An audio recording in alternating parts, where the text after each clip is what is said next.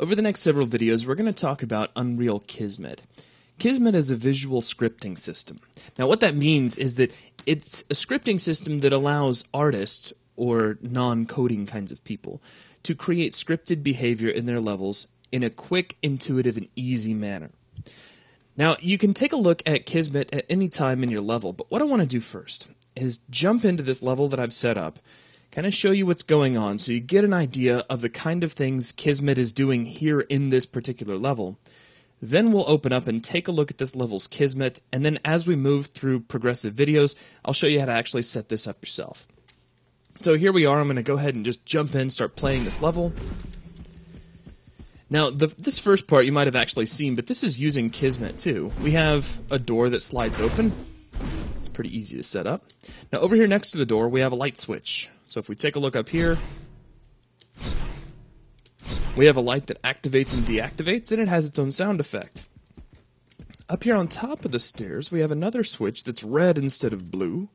And if we hit this, we get a message. This is not a light switch. Please don't touch it. Hit it again. It says, no, seriously, this will not turn on the lights.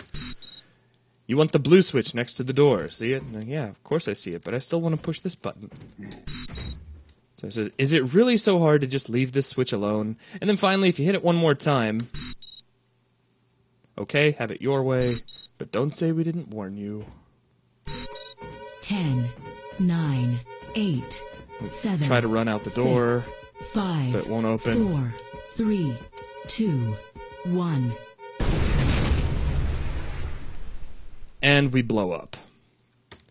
So that's a pretty simple Kismet sequence, but let's just take a look at it. Now you can get to Unreal Kismet by clicking on the Open Unreal Kismet button located here in the main toolbar, or as an alternative, if it's easier for you, you can go under View and choose Unreal Kismet.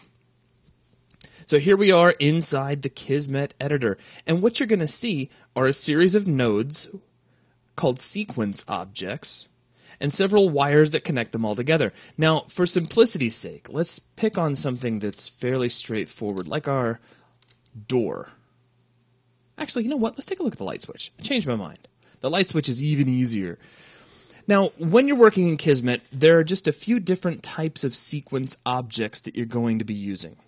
There are events, actions, and variables. Now, those are your big ones. There's other things, too. There are comparisons, which allow you to measure up a value against another value. But your big ones are going to be events, actions, and variables, at least for the purposes of this lecture. Now, what we see here is an event. This event is represented as the node you see here. Now, what is this event? It is trigger_0 used. What this is doing is it's listening out for the player, or anybody really, to make use of this trigger in some way, to go up and actually hit the E key and engage the trigger. As soon as that happens, you see several wires that are leading out of the node, and they're coming out of what is called an output that is labeled used. So as soon as somebody uses that trigger, some things are going to happen. And what do we have? Well, we have a little tiny arrow here which leads out to a play sound sequence object, which is playing our lighting sound effect. We have another one here in the middle, which is toggling a light bulb on, and you can actually see that light bulb here stored inside of a variable. So take a look at this toggle action for just a moment. We have an input feeding into toggle, which means firing it once will turn a light on, firing it a second time will turn the light back off. At the bottom, we have several other inputs. We have a target, which basically tells this toggle action, to whom should you be talking? Who are you sending a signal to? If you're toggling something, what is it you're toggling? And in this case, we are toggling point light toggleable 0. Now also, we have a material switch. This is just like a switch box. It's very, very simple. And what we're doing is we're switching between two settings for a material. We're setting a material to an on state, which makes the fluorescent tube look like it's glowing. And then we're switching to an off state, which makes the fluorescent tube appear to be off. Now, if we select the switch, among its properties, you'll notice that looping is set to active. So if we hit this 3 times, the first time it turns the light on, the second time it turns the light back off, the third time it's going to loop back around, and it's going to switch the light back on. So it's just going to be a constant on-off each time the player uses this trigger. You see how this works? It's very, very straightforward. It's very easy once you get into it. But if you're not quite in tune with dropping down these nodes and connecting wires and kind of getting an idea of the general flow of information from one node to the next, it can be a little bit tricky at first. So we're going to start off slow just by building this very simple light switch and kind of get you in the mindset you need to be here. And then we'll move on to the destruction switch, which has all the little messages that it plays to the player. It then locks the door, so the door actually quits working when the alarm goes off.